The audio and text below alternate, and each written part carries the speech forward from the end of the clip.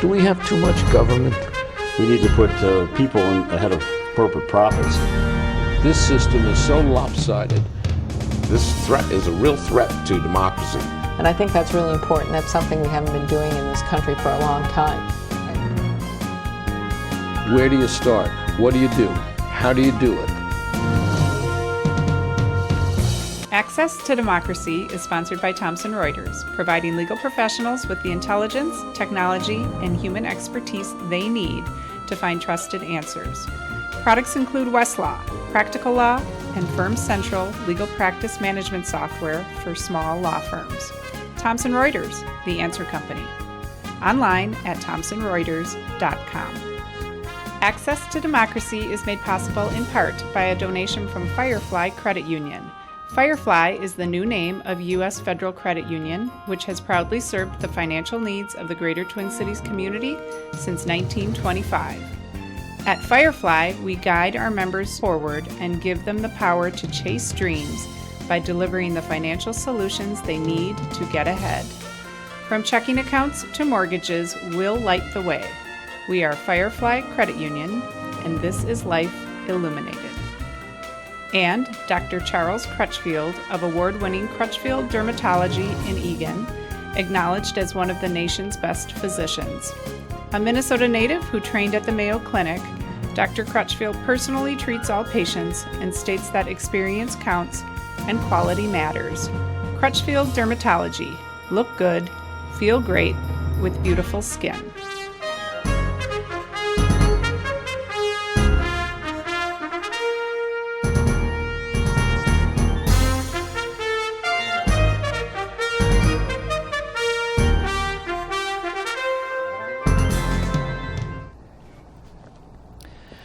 Welcome to Access to Democracy. I'm Patrick Klinger, filling in today for my dear friend, Alan Miller.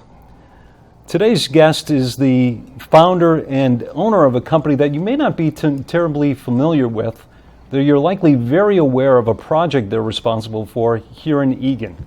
Central Park Commons, built on the site of the old Lockheed Martin complex, is one of the largest retail developments in Minnesota in the last decade. And it promises to change the complexion of the city of Eagan and give residents new opportunities to shop and work. I'd like to welcome Gary Holmes, the president, founder, and owner of CSM Corporation, to Access to Democracy. Welcome, Gary. Thank you. Thank you very much. So, Gary, for those people who may not be terribly familiar with CSM, tell us a little bit about what the company does and how it operates. Okay. We're in the real estate business, basically, and we're in most of the gamuts of the real estate business. We have apartments, shopping centers, office buildings, warehouses, hotels, and we had many warehouses and some of the others for a while. So we do a larger, broad mix of products than most people do in our industry. So. And you've been operating for 40 years, as a matter of fact. Yes. This is your 40th anniversary. Right. We've been operating longer than that, but 40 years officially under CSM, yes.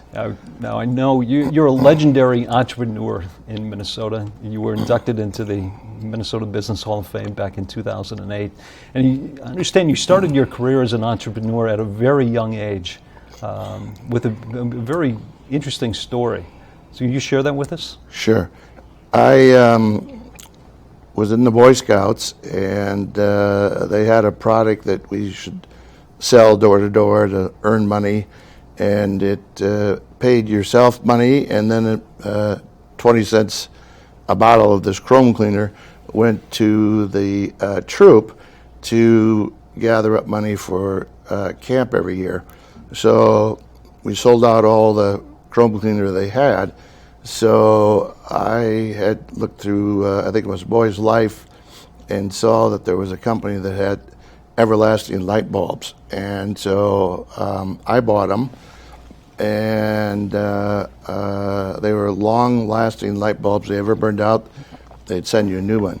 So then I started getting the troops selling them, and kind of went the same kind of model where the troop got some money and the kids got the money, and usually for scout camp and or spending money, and then expanded it to, it worked well, so expanded it to more troops in the Twin Cities, and ran contests and eventually gave footballs away and bicycles or whatever for the kids that sold the most, and it worked very well. A lot of things I learned by selling them door to door, and every kid that did sell them, I could always guarantee that they would sell 3. One to their parents, one to one of their 2 grandparents, and one to one of the 2 neighbors. So even the kid that wasn't motivated to sell them, just by the mass of the people involved, you're guaranteed of selling at least 3. And of course, then there were the others that sold quite a bit more. So that model worked very well for a number of years. So all the way back from when you were 12 or 13 years old, you were an entrepreneur, and you've That was obviously been able to take 12, yeah. take that skill set and built up a tremendously successful company here in Minnesota. Actually, I even started earlier, I forgot, but I had carnivals in our backyard and we charged money. I had go-karts and we'd give kids ride on wagons around. I forgot other things, but yeah. So kind of did that even at a younger age, but continued with the Boy Scout thing.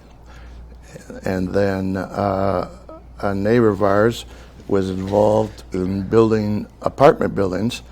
It was the mother and the 2 older sons, so they would always talk around kind of a family room kitchen area, and I played with a son that was my age, and so I started to learn, about the apartment business, and thought, well, that would be a good thing to get involved in. So I went through the Sunday want ads, and I would circle buildings, not knowing a whole lot about them.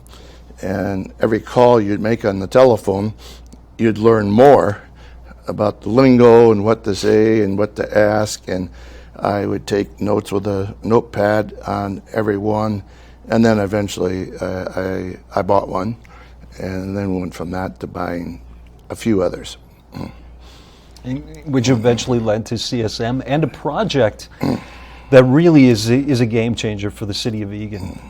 Just this week was the ribbon cutting ceremony for Central Park Commons, built on the site of the old Lockheed Martin complex, and really a tremendous undertaking.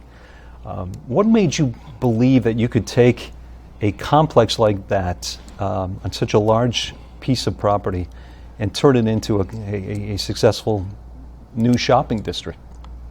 Well, when Lockheed Martin decided to shut up house here, and well, they didn't entirely move, but they moved to a much smarter headquarters area. They were going to vacate a 650,000 foot building, and so the city was panicky that amount of square footage, that amount of employees would leave Eagan. So they were focusing on somebody buying the building and repurpose it for an office building, additionally for tenants, and keep that momentum going. We have a big industrial park here in Eagan, and it during the bad economy, it had about the highest vacancy in the Twin Cities in our office showroom portion. So kind of knew that, it probably was unlikely that we were going to get an office user. And then after studying the building more, it was so obsolete that it was going to be impossible to reuse, because a lot of it was underground in leaded wall spaces. So we knew we had to change the approach of what we were going to do. So then we needed to talk the city into that. There must have been some tremendous challenges in terms of taking down that building. You said 3 or 4 stories underground and leaded Yes. walls. leveling that and converting it into shopping. So what were some of the challenges that you ran into? Well, we had to convince the city that we should do retail, and then the site is 52 acres, and we had to retain a lot of the drainage on site that would sit there and then drain down. But the interesting things are it's 6,500 feet totally around the site, which is a little over 1.25 miles around the site. Diagonally, it's about almost 0.5 mile across, and the drop from one street down to the other is 52 feet of grade. So there were a lot of challenges physically with the site, but it was a big site and it was close in, and so we knew that it would probably make ultimately a good retail site. So we, with the city, going to the county, getting the approvals we needed, and et cetera, we did in excess of 200 site plans, and they're not easy to do when they're that size. So we had a lot of starts and stops. During that time, a lot of different tenants were interested, but then, you know, with the market and what was changes, a lot of them, some of them fell out of bed and others came along. So at the end of the day, we started in June of 11, and of course our first shop was Hy-Vee that just opened about a month and a quarter ago. So now we have about 6 of them open, and many more coming very quickly. So it's a terrific project. In what I find remarkable is in a project of this size and scope, it was done all with private money, correct? Yes, we did not get any city money at all. Excuse me. We didn't get any assistance at all. Matter of fact, they took a lot of easements and et cetera, and so it was challenging, but it's going to work out very nicely. Can you tell us about some of the tenants that are in now? You mentioned Hy-Vee, Right. but some of those that are open now and some that will be opening in stages. Well, the interesting thing is Hy-Vee is, which a lot of people know, from Des Moines, Iowa, and when we approached them to come to the Twin Cities, they weren't here yet, and got the first or the 2 highest people eventually here to look at the site, and by then all it was is we'd had it graded, but we hadn't taken down the other building yet, and they saw it and they thought, wow, this is a great site, and they were thinking that you know, if these are some of the sites that are available, you know, they would probably come to town. So they decided that they liked that enough that they wanted to do it, and then our concern was that we didn't want it to be a morphodite. We wanted to make sure they were going to build other stores, and of course in the meantime they opened some others that were easier to do than ours. So they're there. TJ Maxx, which is a huge retailing company, has TJ Maxx, Home Goods, Marshalls, and then now we have another one of theirs which is called Sierra Trading, which they only have open in Colorado and a few in Nevada, and they're coming and they will be open within less than 30 days. So, and we have Marshalls and Home Goods that did open about a week and a half, 2 weeks ago, which is interesting. They're in the same space, and they have a little wall divide them, but they share the same cashiers and et cetera. So it's interesting. You look up at the ceiling, one has certain kinds of fixtures, the other one has others, but you can see them through the store when you go in. And so that's quite interesting. We have Total Wine is coming in.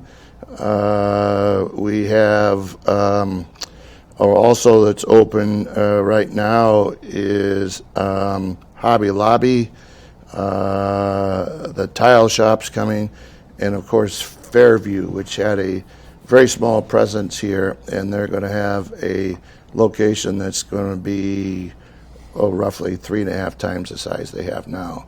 So the people that aren't open yet are very excited. The ones that are open are very excited.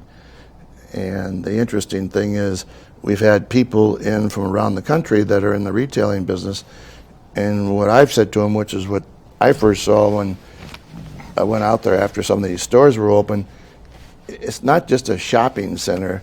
There's just a real feel there, that it's a real comfortable feel, and it just gives you a real vibe that there's a lot of things happening. So, and after these people were out there, they all said the same thing, that it's all about a feel of the whole center.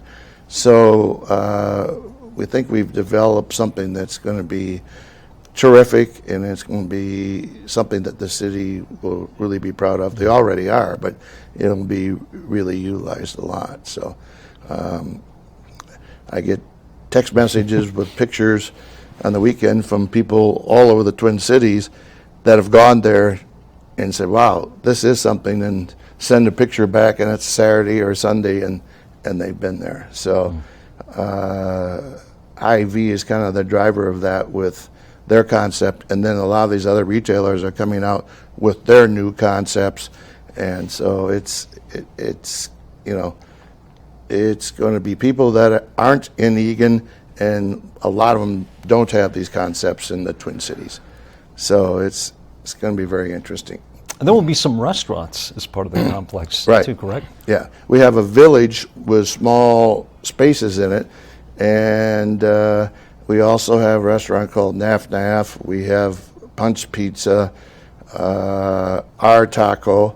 God, I don't want to forget anybody here, and several other small shop and some bigger restaurants that are going to go in, and some of them are getting ready to open. Fantastic. Gary, when do you expect that the entire complex will be completed? We will have the bulk of it, a lot of it will be open this fall.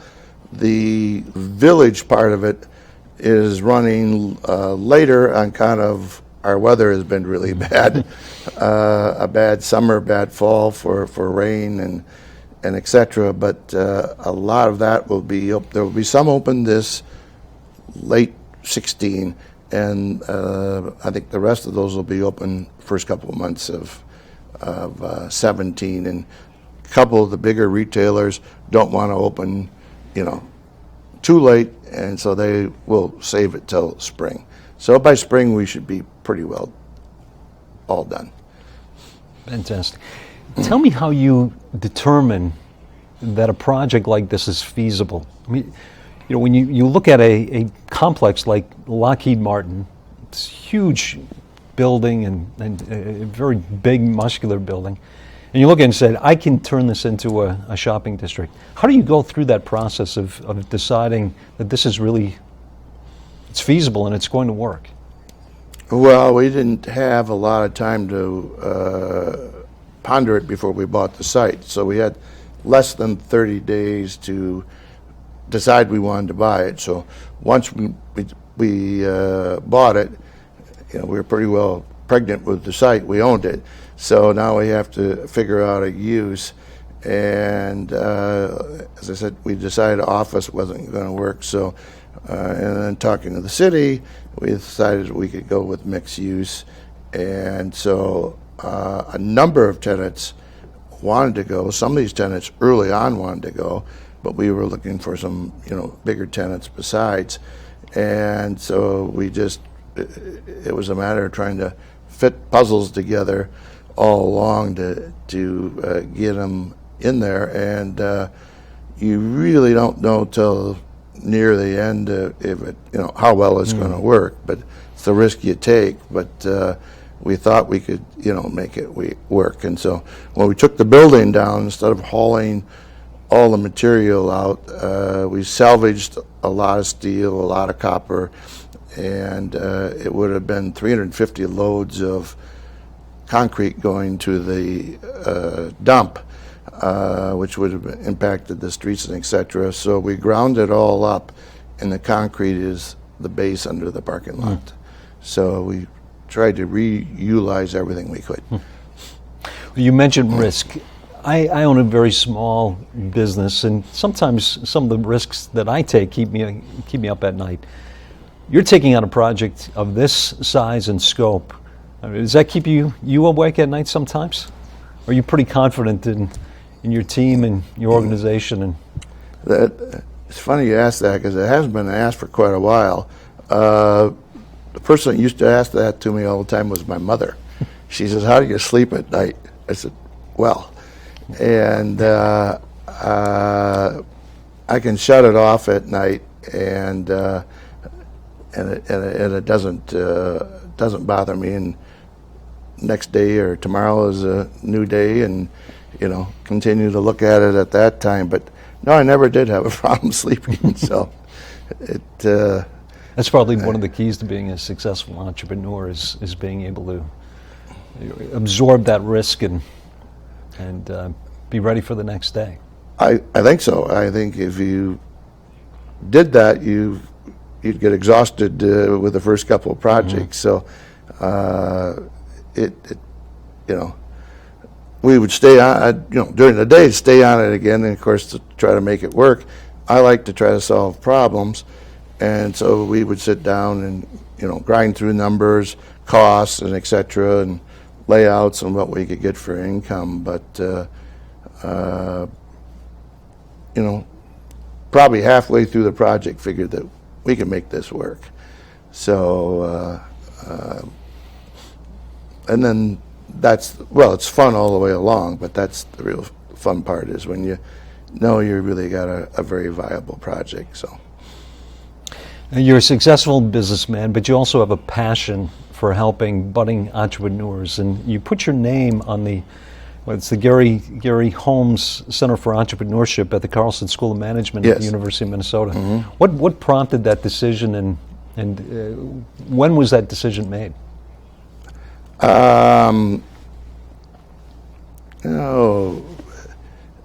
My interest was probably 15 to 20 years ago. I went to the U, and I was the type of person that did most of my learning by doing, and kind of hands-on things.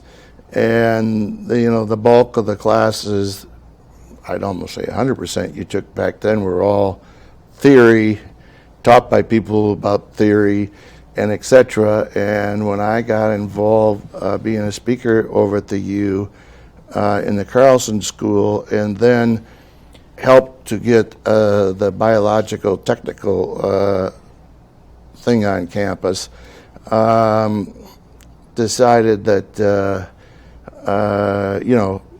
we needed to open something like this at the U. So I got behind it from that standpoint, saying, gosh, this would have been great when I was there. Then I would have really liked school. But and it is exciting. It's exciting for the volunteers that come in from the community, other business people, and it's exciting for the kids. So it's worked extremely well.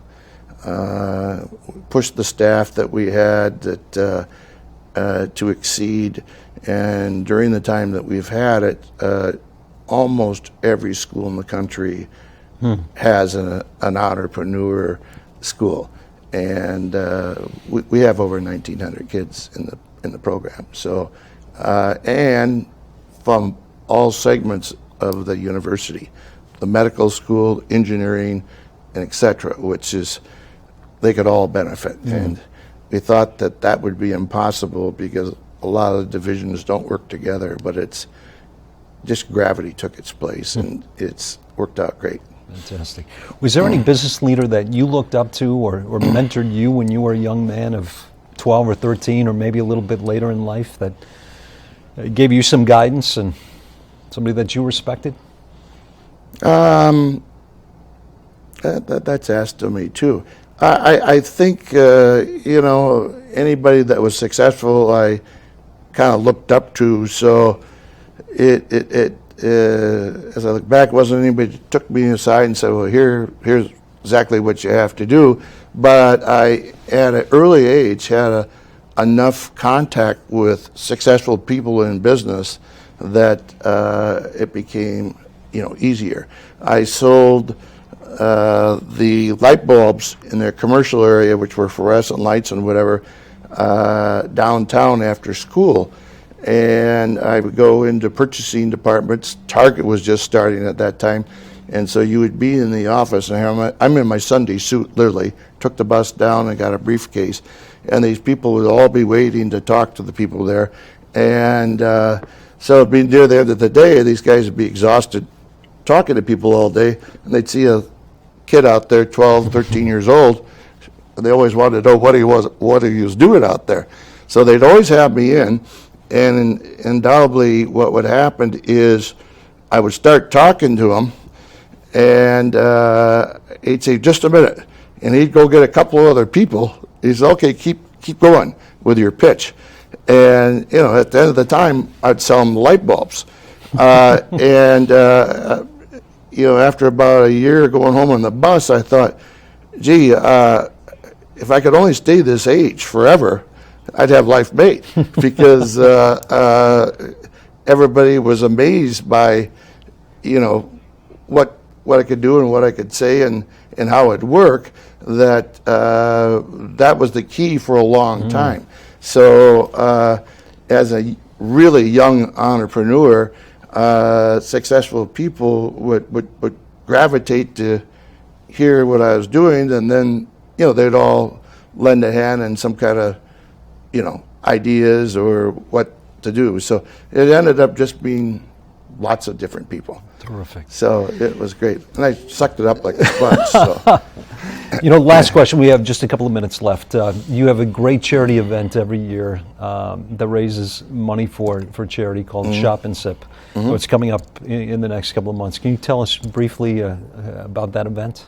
Oh, that event, I've done a lot of things with charities and gave a lot of money. So over the years, I wanted the company to get involved and enjoy the same enjoyment that I got from it. So we try to pick events that are employee-driven also. So it's been the Ronald McDonald House for the last 3 or 4 years. People go cook the meals at different events. Our maintenance men will maybe go help repair some of the things. The lodging people will help get furnishings and et cetera. And then we have fundraisers during the year. And so we get donations from vendors, other people of it. And then it's an event that's over at the depot. About 650 people show up. And it's a fundraiser for that. And we raise money, which we're like the 3rd largest contributor around the country for Ronald McDonald. Terrific. Hey, Gary, it's been a real pleasure to have you on the show today. I know the people of Eagan are very much going to enjoy Central Park Commons. I had a chance to get over to the ribbon cutting ceremony, and it's a fantastic development. So thank you so much for being part of Access to Democracy. Thank you. Thanks for joining us today.